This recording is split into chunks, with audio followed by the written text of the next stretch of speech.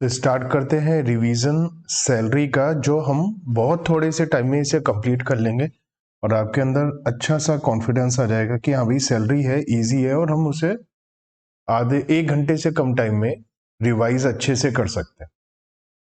सबसे पहली बात आती है कि जब हम सैलरी करते हैं तो उसमें हर सैलरी की इनकम निकालने के बाद, ग्रॉस सैलरी निकालने के बाद उसमें से हम स्टैंडर्ड डिडक्शन लेस करते हैं।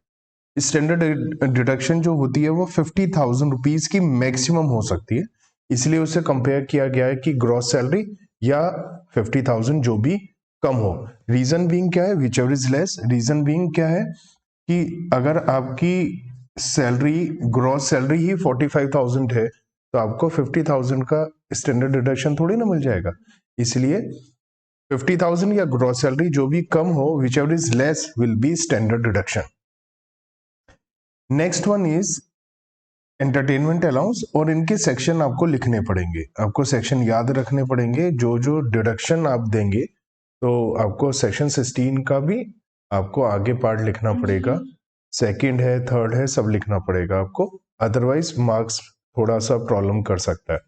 एंटरटेनमेंट अलाउंस केवल गवर्नमेंट एम्प्लॉयज को मिलता है और minimum of the 3 actual received 1/5 of basic salary. यहाँ पर ध्यान रखिएगा, हमने जब बात करी थी सैलरी में, कुछ जगह सैलरी का मीनिंग स्टैंडर्ड सैलरी से अलग होता है। स्टैंडर्ड सैलरी क्या होती है वो भी अभी हम देख लेंगे। तो 90%, 99% हर जगह स्टैंडर्ड सैलरी आती है, कुछ जगह स्टैंडर्ड सैलरी नहीं आती है। उसमें से एक है एंटरटेनमेंट अलाउंस की डिडक्शन में, यहाँ पर हम 1/5 ऑफ बेसिक सैलरी लेते हैं सेकेंड पॉइंट में। थर्ड पॉइंट आता है मैक्सिमम लिमिट 5,000 का। अब इनमें जो भी सबसे कम होगा वो आपको एंटरटेनमेंट अलाउंस मिल जाएगा। ये बात ध्यान रखिएगा, ये केवल गवर्नमेंट एम्प्लॉयज को मिलता है। Next one is section 16 third, क्या कहता है, प्रोफेशनल या एम्प्लॉयमेंट टैक्स। चाहे एम्प्लॉय ने दिया हो चाहे एम्प्लॉयर ने दिया हो, उनको डिडक्शन मिलती है। जितना एक्चुअल अमाउंट पेड किया, ड्यू बेसिस पर नहीं मिलता है, पेमेंट बेसिस पर मिलता है। जितना भी अमाउंट का पेमेंट किया है वो आपको डिडक्शन मिल जाएगा। एम्प्लॉय ने पेमेंट किया है, डिडक्शन मिल जाएगा। एम्प्लॉयर ने पेमेंट किया है, डिडक्शन मिल जाएगा। बस अगर एम्प्लॉयर ने पेमेंट किया है तो आपको पता ही है वो टैक्सेबल भी हो जाता है, क्योंकि आपकी वो इनकम हो जाती है। चलिए आते हैं अलाउंसेस पर। अलाउंसेस होती हैं जो कुछ एग्जेम्प्ट होती हैं, कुछ अमाउंट तक एग्जाम्प्ट होती हैं। जैसे एचआरए सबसे ज्यादा इंपॉर्टेंट होती है, एचआरए हाउस रेंट अलाउंस। इससे ज्यादा इंपॉर्टेंट अलाउंस आपके लिए कोई है ही नहीं, क्योंकि ये लगभग एचआरए या परक्यूसिट में, रेंट फ्री हाउस, दोनों में से कोई ना कोई आ ही जाता है। तो एचआरए में आपको अलाउड होता है, एग्जाम्प्ट होता है। यहाँ सेक्शन लिखना जरूरी नहीं है, याद कर सकते हैं तो बहुत अच्छी बात है, लेकिन याद नहीं कर सकते हैं, सेक्शन नहीं लिखेंगे, कोई टेंशन की बात नहीं है। बस गलत सेक्शन कभी भी नहीं लिखना है आपको, या तो सही लिखना है या नहीं लिखना है, गलत नहीं लिखना है। तो एचआरए एग्जाम्प्ट होता है सेक्शन 10(13)(a) में। 3 में से सबसे कम अमाउंट जो आएगी, actual HRA received, rent paid minus 10% of salary. यहाँ सैलरी का मतलब स्टैंडर्ड सैलरी है।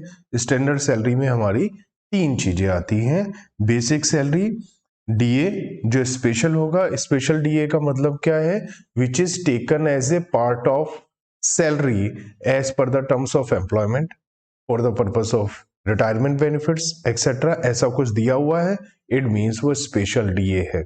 स्पेशल डीए का मतलब वो सैलरी की तरह ट्रीट होता है, तो सैलरी की तरह ट्रीट होने वाला डीए यहां पर आ जाएगा, अदरवाइज नहीं आएगा। If it is taken as a part of salary as per the terms of employment and for the retirement benefits, ऐसा कुछ भी लिखा है, इट मीन्स ये स्पेशल डीए है और आपको लेना है। थर्ड, सुप्रीम कोर्ट के जजमेंट की वजह से कमीशन अगर सैलरी पे परसेंटेज, सेल्स पर परसेंटेज बेसिस पर दिया जाता है, जैसे 10% ऑन सेल, 5% ऑन सेल, तो उसे भी हम ले लेंगे। तो यहां पर हमें बस 3 चीजें लेनी है। 90% जगह सैलरी में हम लोग यही तीनों चीजें लेते हैं, जिसे हम स्टैंडर्ड सैलरी का नाम दे देते हैं। अगर स्टैंडर्ड सैलरी नहीं होगी तो मैं बता दूंगा कि स्टैंडर्ड सैलरी नहीं लेनी है, यहाँ कुछ और है, जैसे मैंने आपको यहाँ पर अभी एंटरटेनमेंट अलाउंस में बताया था। और अगर कुछ नहीं बताया इसका मतलब स्टैंडर्ड सैलरी। तो rent paid minus 10% of standard salary, और थर्ड है 50% और 40% ऑफ सैलरी। अब 50% लेना है मेट्रो सिटी, 4 मेट्रो सिटी होती है, दिल्ली, मुंबई, कोलकाता, चेन्नई, इन 4 के अलावा जो भी सिटीज होंगी वहां पर 40% लेना है। क्वेश्चन में कुछ नहीं कहा तो हम हमेशा क्या लेते हैं 40%, क्योंकि 4 शहर एक तरफ, पूरा इंडिया एक तरफ, तो इंडिया के प्रोबेबिलिटी ज्यादा है बाकी शहरों में रहने की। कुछ नहीं कहा तो 40%, 4 मेट्रो सिटी का नाम लिया तो 50%। इन तीनों में से जो सबसे कम है वो एग्जेम्प्ट हो जाएगा। ध्यान रखिएगा एग्जामेशन तभी मिलेगा जब आप किराए के मकान में रहे हैं। अगर आप किराया नहीं देते हैं तो फुली टैक्सेबल हो जाएगा।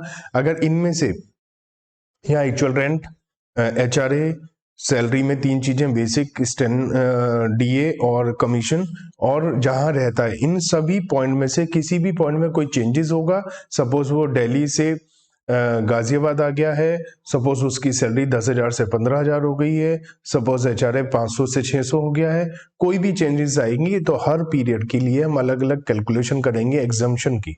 ये याद रखना बहुत जरूरी है। कुछ अलाउंसेस होती हैं जो ऑफिशियल पर्पस के लिए, ऑफिशियल ड्यूटीज के लिए दी जाती, मतलब ऑफिस के काम के लिए आपको पैसा मिल रहा है। तो जैसे आप ऑफिस के काम से ट्रेवलिंग कर रहे हैं, आप कहीं बाहर गए हैं तो वहाँ डेली अलाउंस मिलता है आपको, कन्वेंस अलाउंस मिलता है, हेल्पर अलाउंस मिलता है, यूनिफॉर्म, एकेडमिक, ये सारे अलाउंसेस मिलते हैं। ये ऑफिशियल ड्यूटीज के लिए जनरली मिलते हैं। तो सपोज मुझे ऑफिस के काम के लिए पैसे मिले 1,000 रुपए और मैंने ऑफिस के काम के लिए 1,000 रुपए खर्च भी कर दिए, तो ऑफिस के लिए 1,000 रुपए मिले, 1,000 खर्च कर दिए, मेरी कोई इनकम नहीं है, कुछ भी टैक्सेबल नहीं होगा। मुझे ऑफिस के काम के लिए 1,000 रुपए मिले और मैंने खर्च किए 900 रुपए, तो 100 रुपए जो मैंने अपनी जेब में डाल लिए वो टैक्सेबल हो जाएंगे। इसलिए ये कितना एग्जाम्प्ट होगा, मिनिमम एक्चुअल रिसीव्ड और actual amount expand which ever is less, वो एग्जाम्प्ट हो जाएगा। मतलब आपको 1,000 रुपए मिले, 1,100 रुपए खर्च करे तो 1,000 ही एग्जाम्प्ट होंगे। जब मिले ही 1,000 है तो 1,000 से ज्यादा तो एग्जाम्प्ट हो नहीं सकते। लेकिन 1,000 मिले और आपने 900 रुपए खर्च करे तो आपको 900 रुपए एग्जाम्पशन मिलेगी और 100 रुपए आपके लिए टैक्सेबल हो जाएंगे। क्वेश्चन में कुछ नहीं कहा तो हमें एज्यूम करना है कि भैया सारा खर्चा हो गया है और सारा एग्जाम्प्ट हो जाएगा। इसका मतलब क्वेश्चन साइलेंट है कि एक्चुअल खर्चा कितना हुआ, तो मानो सारा खर्चा हो गया, सब कुछ एग्जाम्प्ट है, क्योंकि एम्प्लॉयर बेवकूफ नहीं है, आपको पैसा दे रहा है, फालतू में दे रहा है, खर्चा नहीं कर रहे आप। तो कुछ नहीं कहा तो हम एज्यूम करेंगे सारा खर्चा हो गया, सारा एग्जाम्पशन है। क्वेश्चन में कुछ कहा उस हिसाब से हम कर लेंगे। Next is again very popular and famous, children education allowance. Children education allowance आपको एग्जाम्प्ट होता है 100 रुपए पर मंथ पर चाइल्ड, लेकिन ये मैक्सिमम है। कई बच्चों को लगता है जी ये तो फ्लैट डिस्काउंट है, मैक्सिमम है। अगर आपको ये क्वेश्चन फंसाने वाला कैसे आ सकता है, सपोज आपको मिलता है 80 रुपीज पर मंथ पर चाइल्ड, तो 80 रुपीज पर मंथ पर चाइल्ड मिलता है, तो 3 बच्चों का आपको 240 रुपए पर मंथ मिल गया, अगर 3 बच्चों के लिए मिलता है।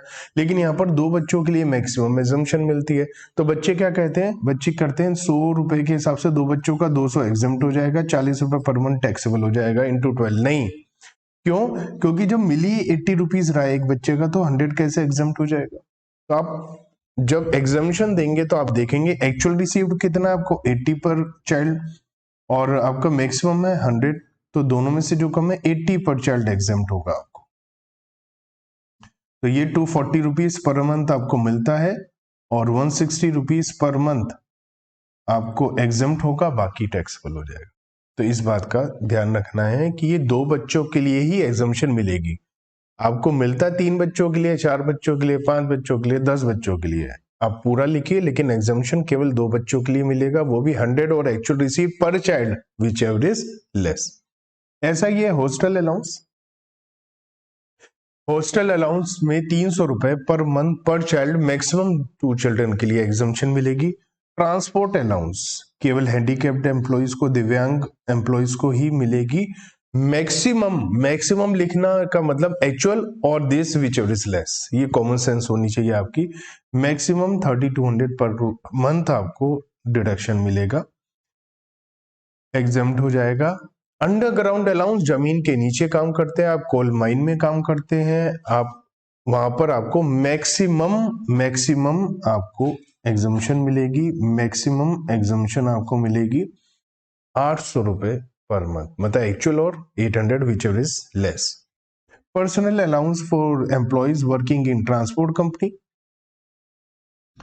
अगर आप ट्रेन में, एयरवेज में, बस में, कहीं किसी ऐसी कंपनी में काम करते हैं, जैसे डीटीसी में काम करते हैं, बेस्ट है मुंबई में आपकी, वहाँ पर आप बस में काम करते हैं, तो वहाँ पर आपको, क्योंकि आप ट्रेवलिंग में रहते हैं ज़्यादातर, तो आपको उस पर्पज़ के लिए कुछ अलाउंस दिया जाता है कि आप भैया पूरा दिन ट्रेवलिंग में रहते हो, तो वो अलाउंस जो मिला है उसमें 10,000 रुपीज पर मंथ और 70% ऑफ अलाउंस जो भी कम है वो आपको एग्जेम्प्ट होने वाला है। ट्राइबल, स्केड्यूल, बैकवर्ड और रिमोट एरिया अलाउंस, कहीं आपको ऐसे एरिया में भेज दिया जहां कोई फैसिलिटी नहीं है, बैकवर्ड है, वहां पर ज्यादा से ज्यादा 200 रुपए आपको पर मंथ एग्जेम्प्ट हो जाएंगे। ऐसी compensatory field area 2600 per month, compensatory modified area 1000 per month, ये बहुत सारी अलाउंसेज हैं। कुछ हिल एरिया है, कुछ मैंने लिमिटेड दिए हैं क्योंकि वहां पर हिल एरिया हाइट के हिसाब से आपको मिलती है अलाउंसेस में एग्जम्पशन, वो याद नहीं कर सकते, ना ही उसकी कोई जरूरत है, तो इतना बहुत है हमारे लिए। बॉर्डर एरिया है 1300 पर मंथ मैक्सिमम।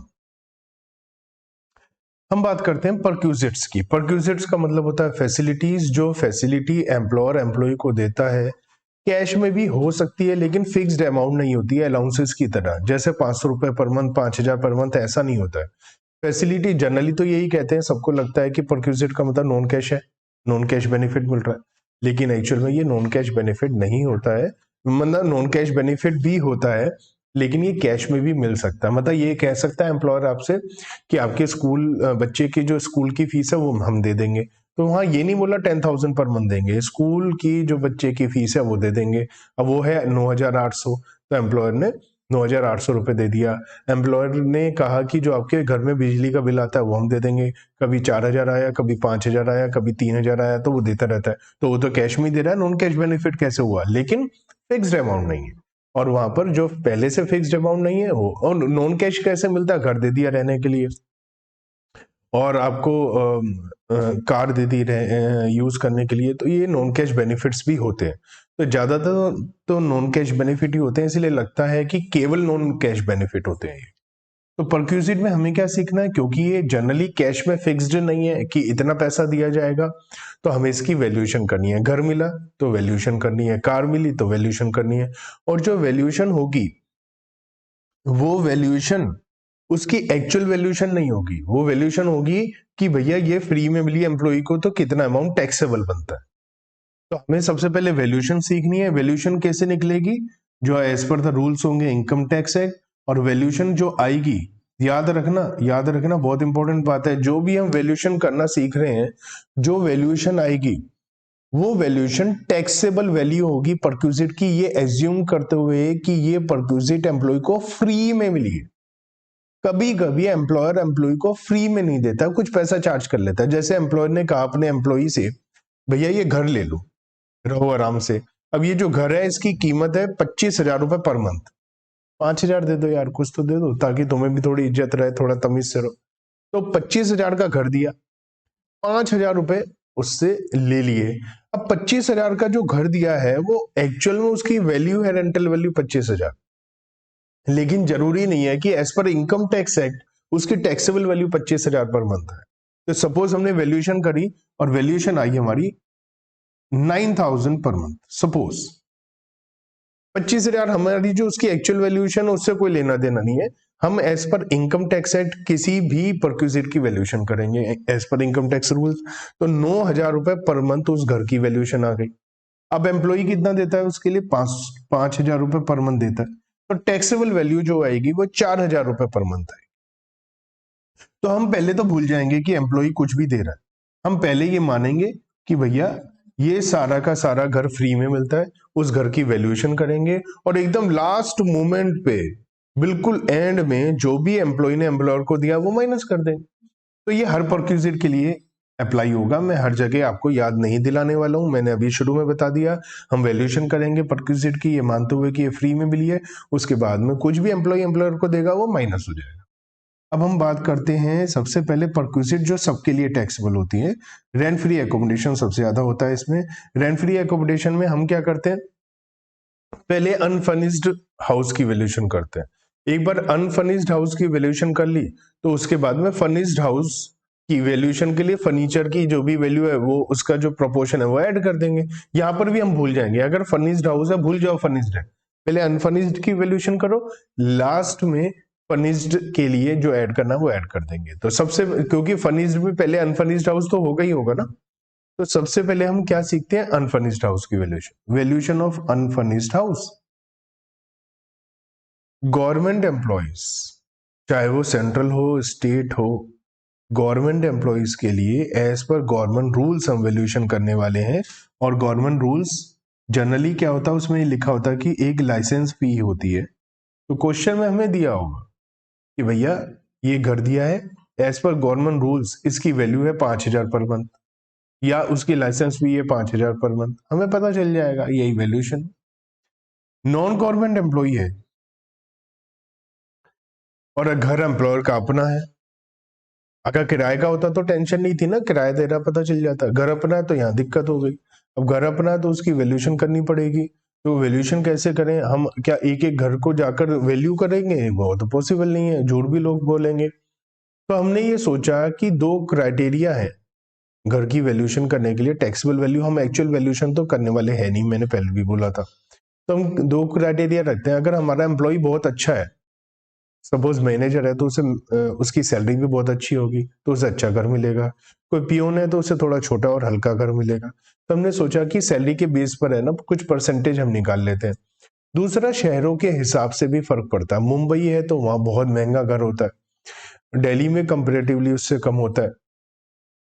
तो कोई छोटे मोटे शहर में कस्बे में देखेंगे तो वहां तो उसकी वैल्यूएशन और भी बहुत कम होगी। तो क्यों होता है ये होता है डिमांड सप्लाई रूल की, कितनी डिमांड है और कितना सप्लाई है वो डिपेंड करता है कितनी जमीन है और कितनी पॉपुलेशन है, पॉपुलेशन डेंसिटी के हिसाब से। तो ये सोचा गया कि घर की वैल्यूएशन के लिए दो क्राइटेरिया लेते हैं, एक तो एम्प्लॉय की सैलरी और दूसरा वहां की पॉपुलेशन जहां पर वो रहता है। तो यहाँ क्या है, अगर एम्प्लॉयर का अपना घर है तो पॉपुलेशन देखेंगे 10 लाख, अप टू 10 लाख, इसका मतलब एग्जैक्टली 10 लाख दिए है तो भी हमें 7.5% ही लेना है। और 10 लाख से ज्यादा है, क्योंकि अप टू 10 लाख तो ऊपर आ गई तो यहाँ 10 लाख से ज्यादा आएगी। 10 लाख से ज्यादा पॉपुलेशन है, अप टू 25 लाख पॉपुलेशन है, तो हम 10% ऑफ सैलरी लेंगे। और मोर देन 25 लाख है तो हम 15% ऑफ सैलरी लेंगे। या सैलरी पे स्टार इसलिए लगाया है क्योंकि सैलरी का मीनिंग है स्टैंडर्ड सैलरी नहीं हो करके कुछ और है। अगर घर अपना नहीं है, एम्प्लॉयर का किराए का है, तो हमने कहा भैया यहाँ पर मैक्सिमम हमारा 15% ऑफ सैलरी आ ही रहा है, ये तो हमें पता है 15% ऑफ सैलरी आ रहा है, तो यहाँ पर भी 15% ऑफ सैलरी मैक्सिमम कर देते हैं। तो 15% ऑफ सैलरी और हायर चार्जेस जो भी कम हो वो ले लेंगे अगर एम्प्लॉयर ने घर किराए का ले रखा है। तो ये बात तय हो गई, घर अपना है किराया पता नहीं है तो पॉपुलेशन और सैलरी के बेसिस पर ले लेंगे। और अगर एम्प्लॉयर का घर किराए का है, किराए पे लिया हुआ एम्प्लॉयर ने घर, तो किराया पता ही है 15% मैक्सिमम इसीलिए लगा दिया क्योंकि पहले भी 15% मैक्सिमम है।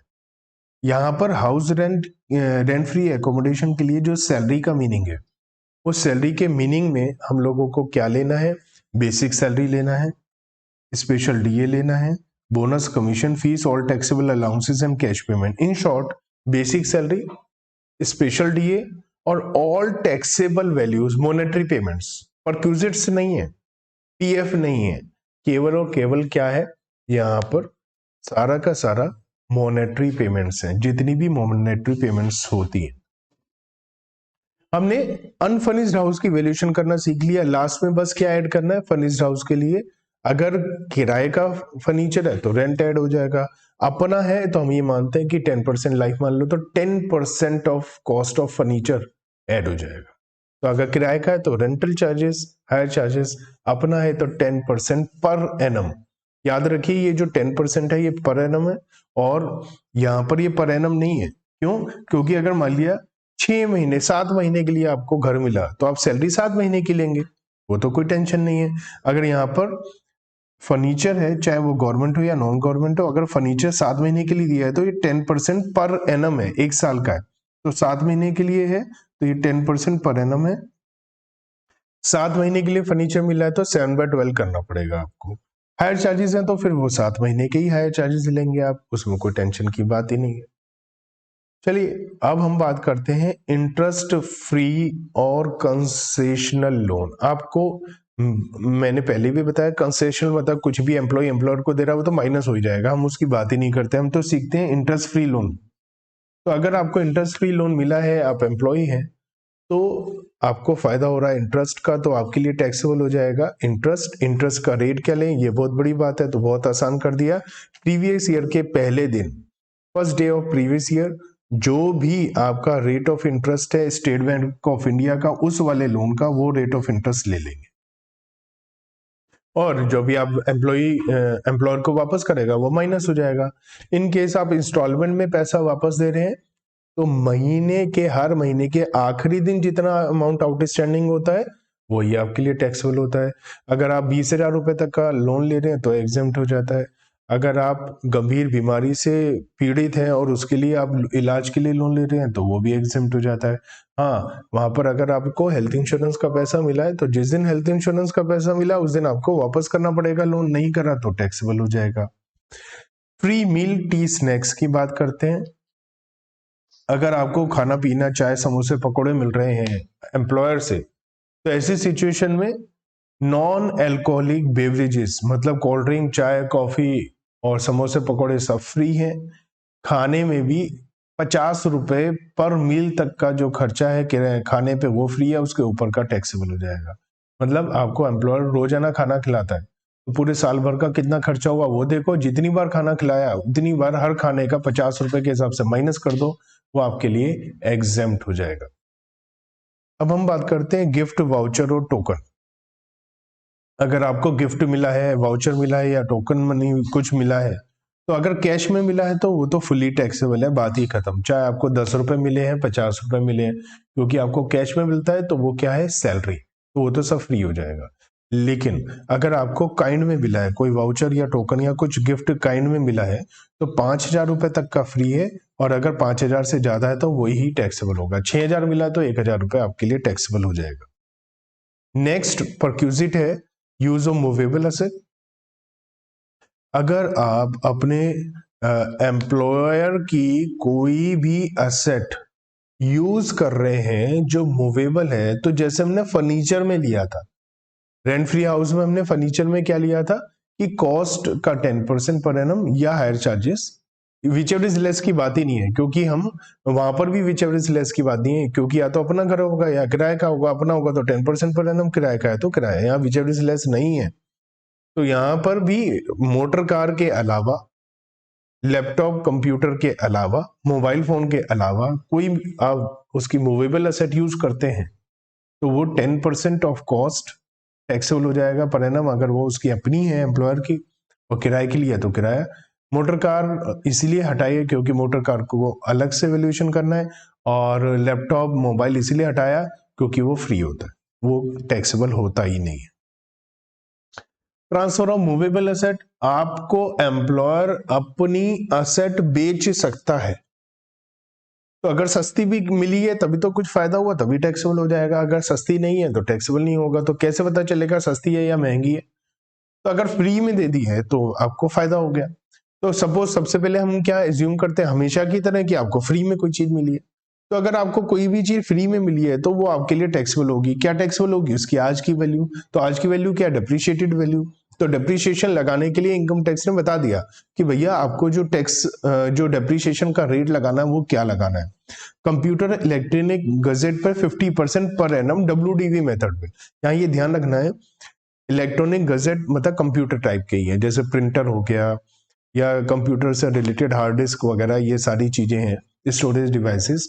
तो ये कंप्यूटर हो गया, टैब हो गया, लैपटॉप हो गया, यही चीजें हैं। यहाँ पर 50% पर एनम WDV मेथड से डिप्रिशिएशन लगाइए, और जो वैल्यू आ जाएगी वो आपके लिए टैक्सेबल हो जाएगी। आपने अगर एम्प्लॉयर को कुछ भी दिया वो माइनस हो जाएगा, सिंपल। अगर कार बेची है उसने आपको या फ्री में दी है, तो कार अगर फ्री में दी है तो पहले आप कार की कॉस्ट देखो क्या है, 20% पर एनम WDV के हिसाब से डिप्रिशिएशन लगाओ। फ्री में मिली है तो ये टैक्सेबल, कुछ पैसा दिया तो वो माइनस हो जाएगा आपका अमाउंट। अगर इन दोनों के अलावा, कंप्यूटर या मोटर कार के अलावा कोई और एसेट है तो 10% per annum straight line method से। यहाँ ये ध्यान रखिए, यहाँ स्ट्रेट लाइन और WDV है, ये भूल जाते हैं आप। तो WDV और स्ट्रेट लाइन दोनों अलग अलग है।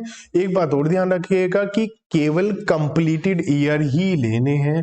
अगर कोई एसेट एम्प्लॉयर ने खरीदी थी, उसे 4 साल 11 महीने के बाद आपको बेचा है, तो केवल 4 साल का डिप्रिसिएशन लगेगा। कंप्लीटेड ईयर के लिए हम डिप्रिसिएशन यहाँ लगाते हैं।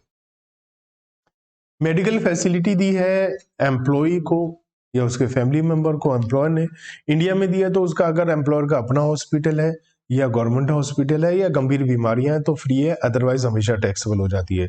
लेकिन अगर इंडिया के बाहर आपको भेजा है तो एम्प्लॉय प्लस 1 अटेंडेंट, क्योंकि बीमार आदमी अपने आप कैसे जाएगा, तो जो भी बीमार है एम्प्लॉय या उसका फैमिली मेंबर प्लस 1 अटेंडेंट, उसका अमाउंट एग्जम्प्ट हो सकता है।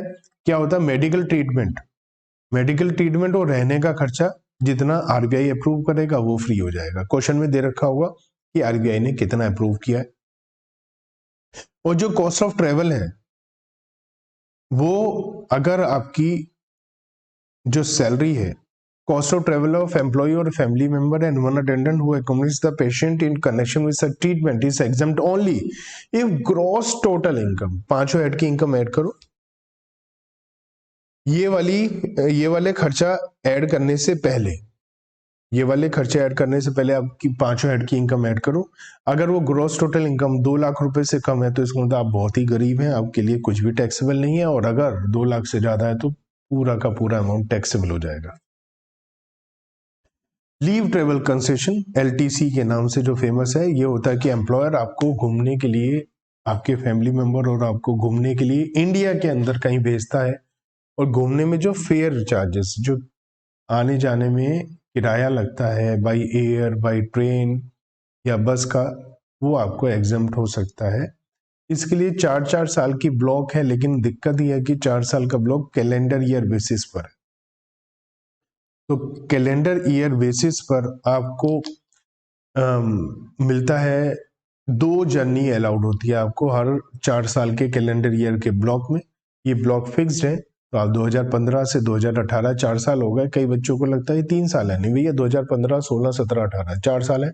फिर 2019, 20, 21, 22, फिर 2023, 24, 25, 26, ऐसे 4-4 साल के ब्लॉक है। तो इन 4 साल के ब्लॉक में आपको 2 जर्नी अलाउड है। आप 2 जर्नी जाइए, आपकी जो भी आपको किराया मिला है, अगर आपने उतना खर्चा कर दिया, अगेन वही बात है ना, अगर किराया आपको दिया एम्प्लॉयर ने 10,000 खर्च कर रहे हो, 9,000 तो 1,000 अपनी जेब में डाल रहे हो, वो टैक्सेबल हो जाएगा। लेकिन अगर जितना खर्चा मिला है और उतना खर्चा आपने कर भी दिया है तो सारा एग्जम्प्ट हो जाएगा। उसकी एक मैक्सिमम लिमिट भी है कि आप बाई एयर जा रहे हैं तो जो नेशनल कैरियर का शॉर्टेस्ट रूट का इकोनॉमी क्लास का फेयर है वो अलाउड हो जाएगा। ट्रेन से जा रहे हैं तो फर्स्ट क्लास AC ट्रेन का खर्चा आपको अलाउ हो जाएगा। और अगर ट्रेन वगैरह नहीं है तो जो वहाँ का अप्रूव्ड, गवर्नमेंट अप्रूव्ड कोई ट्रांसपोर्ट सिस्टम है, डिलक्स बस वगैरह, उसका किराया, डिलक्स AC बस का किराया आपको एग्जम्प्ट हो जाएगा। अगर कोई अप्रूव्ड ट्रांसपोर्ट सिस्टम नहीं है तो हम मानेंगे कितनी दूर है, इतना दूर अगर ऐसी सिचुएशन में ट्रेन होती तो उसका क्या किराया होता है AC फर्स्ट क्लास का, वो अलाउ हो जाएगा। याद रखिए 2 जर्नी 4 साल में अलाउड है, तीसरी जर्नी टैक्सेबल हो जाएगी। किसी वजह से आपने 2 जर्नी नहीं करी, या तो 1 जर्नी करी या 1 भी नहीं करी, तो मैक्सिमम 1 जर्नी आप कैरी फॉरवर्ड कर सकते हो, वो भी अगले ब्लॉक के पहले साल। तो उसमें क्या होता है आपको पता ही होगा, क्योंकि रिवीजन है, इसको तो आप पहले पढ़ चुके हैं। 4 साल का ब्लॉक है, मान लिया 2019, 2020, 2021 और 2022 का ब्लॉक है। अब आप इस साल चले गए 2020 में, उसके बाद नहीं गए, तो अगला जो ब्लॉक आएगा आपका, नेक्स्ट जो ब्लॉक आएगा आपका 4 साल का, 2023, 24, 25, 26, तो आप 1 जर्नी अगर फर्स्ट ईयर में कर लेते हैं तो वो पिछले ब्लॉक की मानी जाएगी। तो इसका मतलब बाकी 2 अभी स्टिल अवेलेबल है, 2 जर्नी और भी अवेलेबल है। कंडीशन है पहले साल में जाना। अगर आप 1 जर्नी भी नहीं गए तो आप ये नहीं कह सकते कि भैया मैं एक बार भी नहीं गया तो 2 जर्नी में कैरी फॉरवर्ड करूंगा, ना ना, आप एक ही जर्नी मैक्सिमम कैरी फॉरवर्ड कर सकते हो, चाहे एक बार भी ना जाए या एक बार जाए। 2 बार चले गए तो बात ही खत्म, कैरी फॉरवर्ड होगा नहीं। तो केवल अगले ब्लॉक के पहले साल में आप जर्नी कर सकते हैं। एक बात और याद रखिए कि कोई भी एम्प्लॉय की कोई भी ऐसा है कि भैया एम्प्लॉय की ऑब्लिगेशन है, एम्प्लॉय का कोई खर्चा है, पर्सनल खर्चा, और एम्प्लॉयर ने दिया है, वो सबके लिए टैक्सेबल हो जाता है जो एम्प्लॉयर ने एक्चुअल खर्चा किया है। तो ये एक कॉमन बात है।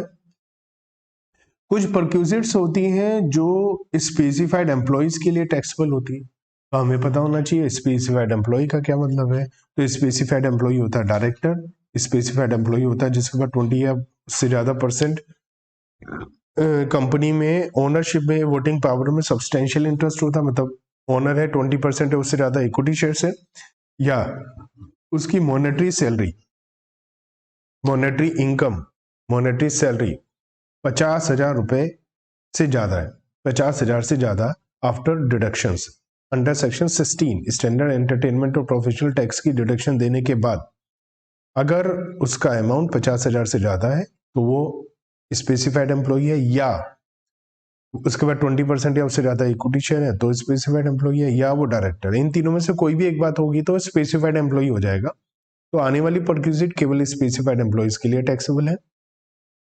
जैसे मोटर कार फैसिलिटी मिली है, तो मोटर कार अगर एम्प्लॉयर की अपनी है और एम्प्लॉयर खर्चे भी कर रहा है तो आपको दो बेनिफिट मिल गए। क्या? एक तो कार मिल गई, कार मतलब एक तरीके से मूवेबल असेट, उसमें हमने क्या लिया था 10% ऑफ कॉस्ट, तो यहाँ पर भी वही ले लेते हैं। अगर कार फुली प्राइवेट यूज हो रही है तो आप पूरा मजा ले रहे हैं, केवल प्राइवेट यूज के लिए कार ले रहे हैं, कार आपकी हो गई फ्री फंड में, तो 10% of cost. Same as movable asset का यूज कर रहा था, same as rent free house में हमने फर्नीचर लिया था, 10% ऑफ कॉस्ट। और अगर उसने किराए पर लेकर दिया तो रेंटल चार्जेस ले लेंगे, plus petrol diesel repair maintenance का खर्चा भी एम्प्लॉयर कर रहा है, वो भी आपका फायदा हो गया, वो भी टैक्सेबल हो जाएगा। इसका मतलब फुली टैक्सेबल, जितना खर्चा हुआ फुली टैक्सेबल है।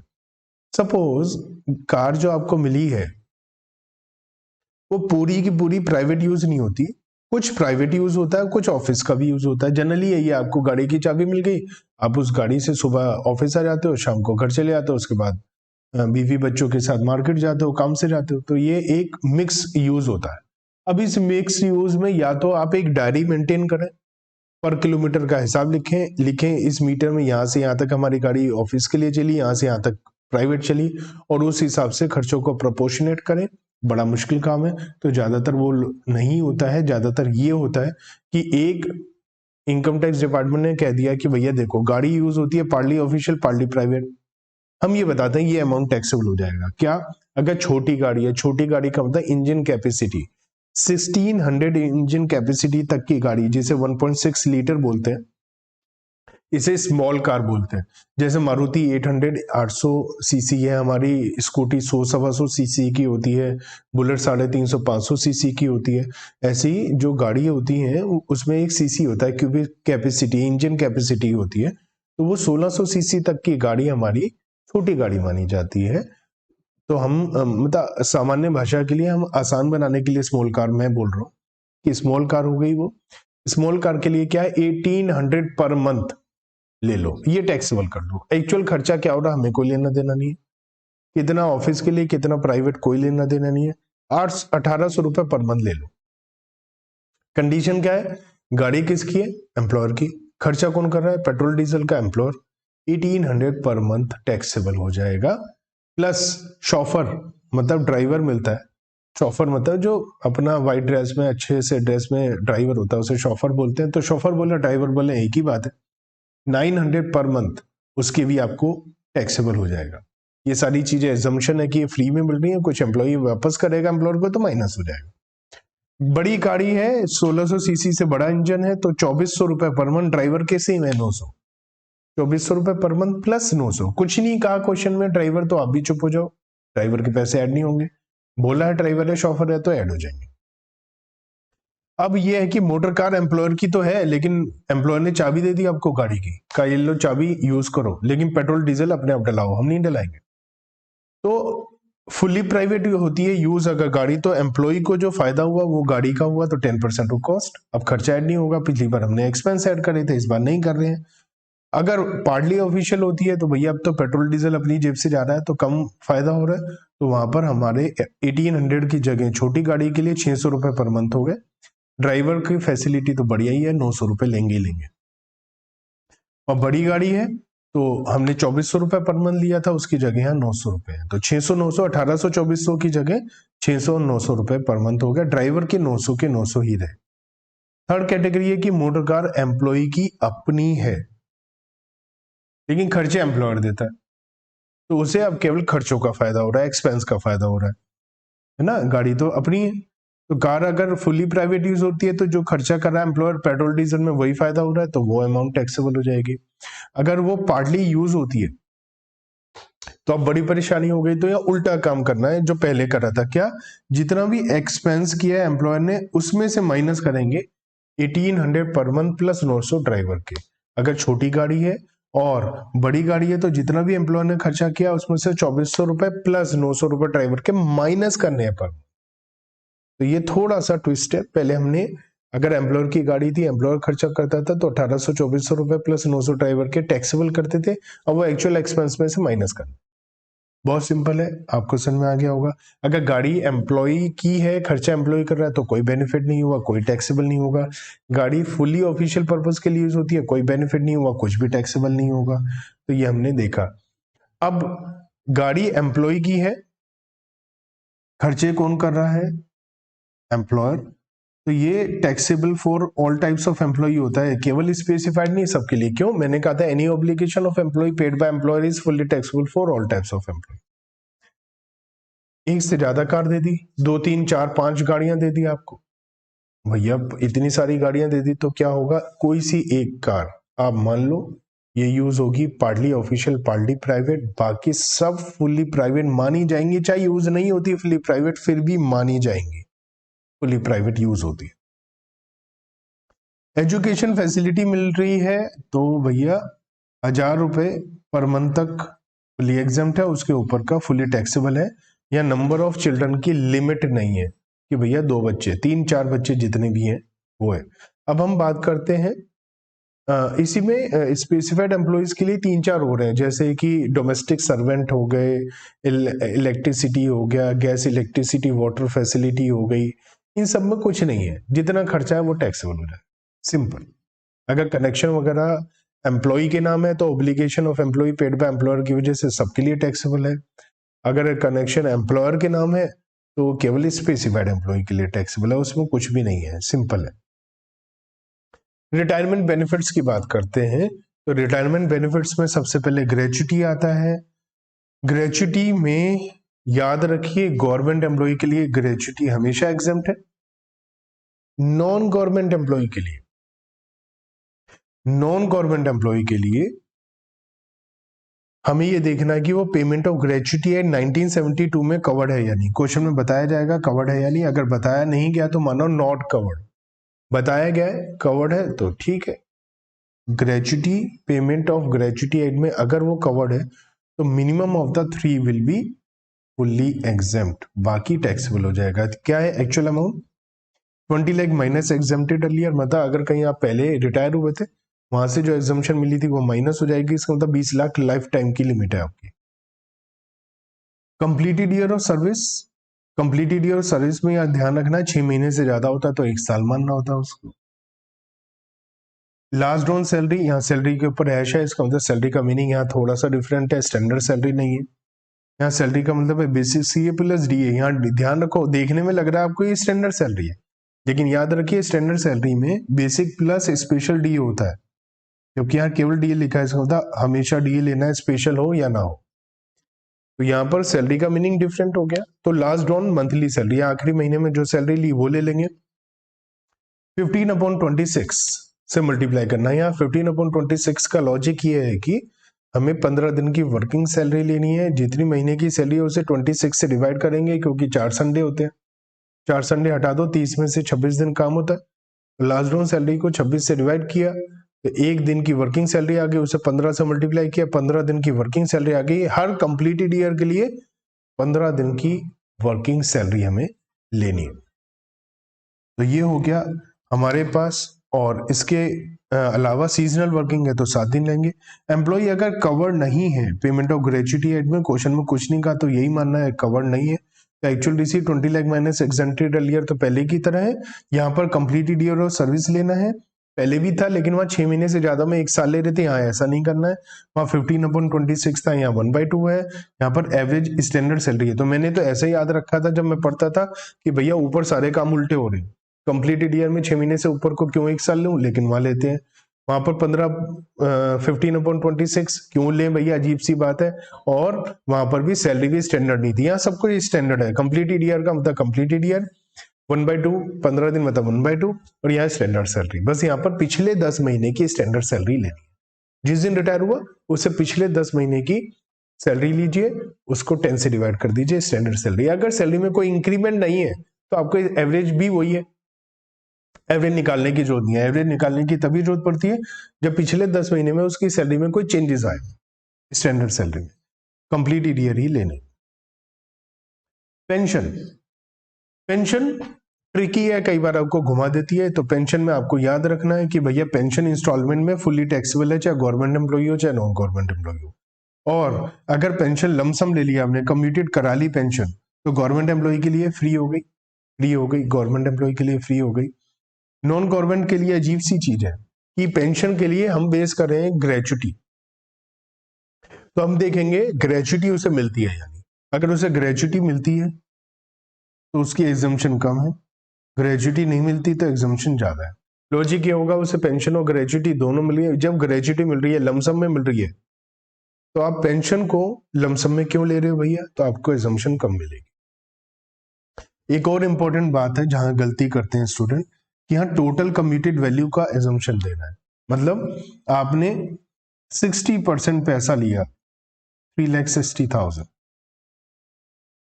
तो हम क्या करेंगे, एक्चुअल रिसीव 360 माइनस एग्जम्पशन देंगे। तो एग्जम्पशन देने के लिए 100% वैल्यू निकालो, तो 3,60,000 divide by 60%, 6 lakh rupees.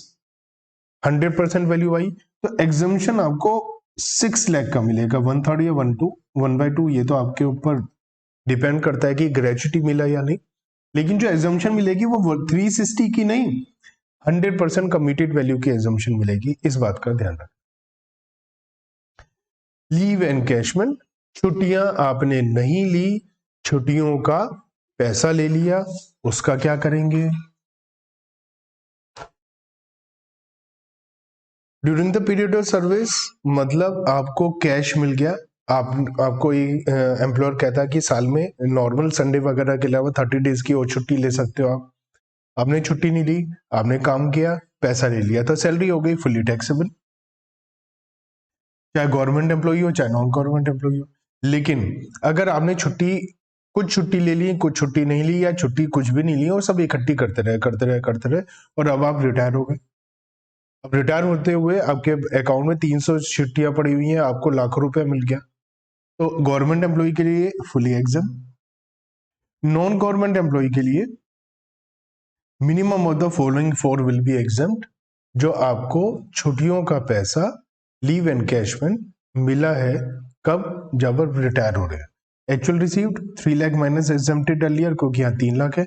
10 month salary, कई बच्चे कहते हैं, कई टीचर कहते हैं 10 month standard salary, 10 month average salary. भैया ये एवरेज नहीं है। थर्ड पॉइंट में 10 महीने की सैलरी लेनी, एवरेज नहीं करना है, 10 महीने की सैलरी लेनी है। अगर उसकी सैलरी 20,000 पर मंथ है तो 10 मंथ्स की 2 लाख लेनी, तो ये ले लेंगे। क्या हो गया, 10 महीने की सैलरी, कुछ नहीं कहा तो स्टैंडर्ड सैलरी है, हमें पता ही है। फोर्थ पॉइंट में जितनी छुट्टियां बची हुई हैं, जितनी छुट्टियां बची हुई हैं उसका पैसा, और उसका पैसे के लिए जो सैलरी लेंगे वो एवरेज लेंगे सैलरी। एवरेज सैलरी लेने के लिए जो थर्ड पॉइंट है उसको 10 से डिवाइड कर देंगे तो एवरेज सैलरी आ जाएगी। यहां ध्यान रखना up to the date of retirement है, इसका मतलब महीने के पहले दिन रिटायर हुआ तो कोई टेंशन नहीं है, अगर महीने के आखिरी दिन रिटायर हुआ है तो वो वाला महीना भी लेंगे, जबकि ग्रेचुटी में वो महीना छोड़ देते थे, यहाँ पर वो महीना भी लेंगे अगर महीने के आखिरी दिन या बीच में रिटायर हुआ है। अनयूज्ड लीव हमें देखनी है, कितनी छुट्टियां मिली, कितनी छुट्टियों का पैसा during the period of service से ले लिया, कितनी छुट्टी मान ली, बची हुई छुट्टी अनयूज्ड लीव्स है। अगर अनयूज्ड लीव्स जो अनयूज्ड लीव्स है वो और एज पर एक्चुअल और इनकम टैक्स सेम आएंगी अगर हमें एक साल में 30 दिन तक छुट्टियां मिलती हैं। लेकिन अगर एक साल में एम्प्लॉयर आपको 30 दिन से ज्यादा छुट्टी देता है तो एज पर इनकम टैक्स 30 दिन से ज्यादा की छुट्टियां आपको नहीं लेनी है। आप मैक्सिमम अलाउड लीव्स 30 ले सकते हैं। इसका मतलब अगर एम्प्लॉयर आपको 45 डेज देता है एक साल में छुट्टियां, तो हम रिकैलकुलेट करेंगे unused leaves, actual unused leave से अलग आएंगी, क्योंकि एक्चुअल में 45 ले रखा है, हमने 30 लेना है। तो आप क्या कर सकते हो, हर कंप्लीटेड ईयर के लिए 15 डेज की अनयूज्ड लीव अगर एक्चुअल दे रखी है तो उसमें से माइनस कर सकते हो जो एक्स्ट्रा है। बाकी मैंने डिटेल में आपको बहुत डिटेल में समझा रखा है लीव एनकैशमेंट, उसका भी वीडियो आप देख सकते हैं। रिटेचमेंट कंपनसेशन होता है कि हमने अपने एम्प्लॉय को निकाल दिया, उनसे कहा कि भैया हमें तुम्हारी जरूरत नहीं है, निकलो, या कुछ अच्छे से काम नहीं कर रहा है, कुछ बदतमीजी कर रहा है, भड़का रहा है, उन लोगों को हमने भगा दिया, लेकिन कुछ कंपनसेशन देना पड़ेगा। तो जो भी कंपनसेशन दिया एक्चुअल 5 लाख या completed year of service into 1/2 into average salary लेना है। यहाँ कंप्लीटेड ईयर में more than 6 month equal to 1 year है। यहाँ सैलरी का मतलब 3 महीने की एवरेज सैलरी है। यहाँ सैलरी का मीनिंग अलग है।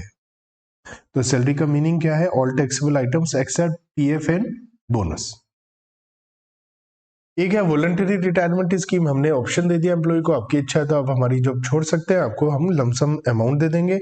उस लमसम अमाउंट में से जो उसे मिला है 5 lakh completed year of service के लिए 3 महीने की सैलरी लेनी है हर कंप्लीटेड ईयर के लिए लास्ट ऑन सैलरी के हिसाब से।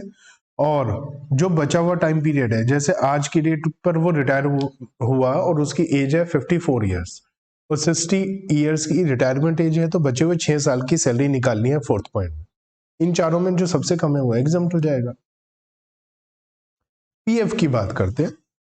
पीएफ में हमारे पास मेनली क्वेश्चन में तो वैसे ज्यादातर रिकॉग्नाइज्ड प्रोविडेंट फंड ही आता है, 99% केस में आरपीएफ ही आता है, लेकिन मैंने यहाँ पर सब कुछ बताया तो एक एक करके देखते हैं। स्टैट्यूटरी प्रोविडेंट फंड है सबसे पहले। स्टैट्यूटरी प्रोविडेंट फंड मिलता है गवर्नमेंट एम्प्लॉइज को। तो यहाँ पर हमें पता है कि कुछ एम्प्लॉय कंट्रीब्यूट करता है और कुछ एम्प्लॉयर कंट्रीब्यूट करता है। तो जो एम्प्लॉय ने कंट्रीब्यूशन किया है वो कभी भी टैक्सेबल नहीं हो सकता, क्योंकि वो टैक्सेबल सैलरी से कर रहा है, याद रखना, कभी भी वो टैक्सेबल नहीं होगा। इवन उस पर 80C की डिडक्शन और मिल जाती है। एम्प्लॉयर का contribution during the period of service free, interest free, at the time of retirement free. तो स्टैट्यूटरी प्रोविडेंट फंड में बहुत सिंपल है, हमेशा फ्री होता है और 80C की डिडक्शन भी मिलती है। अब हम आते हैं रिकॉग्नाइज्ड प्रोविडेंट फंड पर, आरपीएफ की बात करते हैं। Recognised provident fund during the period of service की बात करते हैं। जो एम्प्लॉय कंट्रीब्यूट कर रहा है, मैंने कहा टैक्सेबल तो कभी होता नहीं है, हाँ 80C की डिडक्शन मिल जाती है, ठीक है। और जो एम्प्लॉयर का कंट्रीब्यूशन है वो एग्जेम्प्ट होता है up to 12% of standard salary, 12% तक फ्री होता है। उसके ऊपर सपोज 13% उसने आपका पैसा जमा किया, आपके लिए पैसा जमा किया एम्प्लॉयर ने पीएफ में, आरपीएफ में, तो 1% टैक्सेबल हो जाएगा अगर 13% डिपॉजिट किया। इंटरेस्ट जो मिलता है वो 9.5% तक फ्री होता है, जनरली इससे कम ही मिलता है, लेकिन अगर सपोज 9.5% से ज्यादा मिल रहा है 10%, तो 0.5% टैक्सेबल हो जाएगा। कैसे करोगे, हमें इंटरेस्ट की अमाउंट बता रखी होगी, डिवाइड बाय 10 इंटू 0.5 पता चल जाएगा कितना टैक्सेबल है। At the time of retirement free free free, सब कुछ फ्री, क्योंकि पहले ही टैक्सेबल कर दिया थोड़ा बहुत। अनरिकॉग्नाइज्ड प्रोविडेंट फंड की बात करते हैं। अनरिकॉग्नाइज्ड प्रोविडेंट फंड 80C की डिडक्शन नहीं मिलेगी जो भी एम्प्लॉय कंट्रीब्यूट करेगा, क्योंकि अनरिकॉग्नाइज्ड है। बाकी सब अभी तो सब फ्री है, और बाद में at the time of retirement सबको टैक्सेबल कर देंगे। एम्प्लॉय का कंट्रीब्यूशन तो टैक्सेबल हो ही नहीं सकता, क्योंकि वो तो अपना ही पैसा वापस आया, लेकिन एम्प्लॉयर का contribution fully taxable. Interest employer के कंट्रीब्यूशन पे fully taxable. Interest on employees contribution, अपने ही कंट्रीब्यूशन पे जो इंटरेस्ट मिला वो इंटरेस्ट इनकम है, वो अदर सोर्सेज में टैक्सेबल होती है, fully taxable other sources. Public provident fund, public provident fund होता है कि आप एम्प्लॉय नहीं है, या है भी, आप एम्प्लॉयर के साथ में कुछ नहीं कर रहे, अपने आप से गए स्टेट बैंक ऑफ इंडिया में गए, अकाउंट खोल लिया पब्लिक प्रोविडेंट फंड के नाम से, वहां केवल आप ही का ही कॉन्ट्रीब्यूशन होता है। तो जो आपका ही कंट्रीब्यूशन होगा तो उस पर 80C की डिडक्शन मिलेगी। एम्प्लॉयर के कंट्रीब्यूशन की हम बात ही नहीं कर रहे, कहीं होता ही नहीं है। बाकी हमेशा एग्जाम्प्ट है, कुछ भी टैक्सेबल नहीं है। तो ये है पीएफ, हमने बहुत थोड़े से टाइम में उसको कंप्लीट किया। हमने सैलरी को पूरा का पूरा कंप्लीट किया। बच्चों 1 घंटे से कम समय में हमने पूरी सैलरी को रिवाइज किया। आपको वीडियो कैसी लगी आप जरूर कमेंट करिए, आप मुझे बताइए, किसी और चीज का रिवीजन चाहिए वो बताइए। और मेरे अगर आप YouTube पर देख रहे हैं वीडियो तो जरूर जरूर जरूर मेरे चैनल को सब्सक्राइब करिए और शेयर करिए। हर एक अपने फ्रेंड्स को बताइए कि यहाँ पर आप रिवीजन और बाकी सारी वीडियोस देख सकते हैं। आप देखेंगे तो जल्दी ही आपको 1000 से ज़्यादा वीडियो मेरे चैनल पर दिखाई देंगे।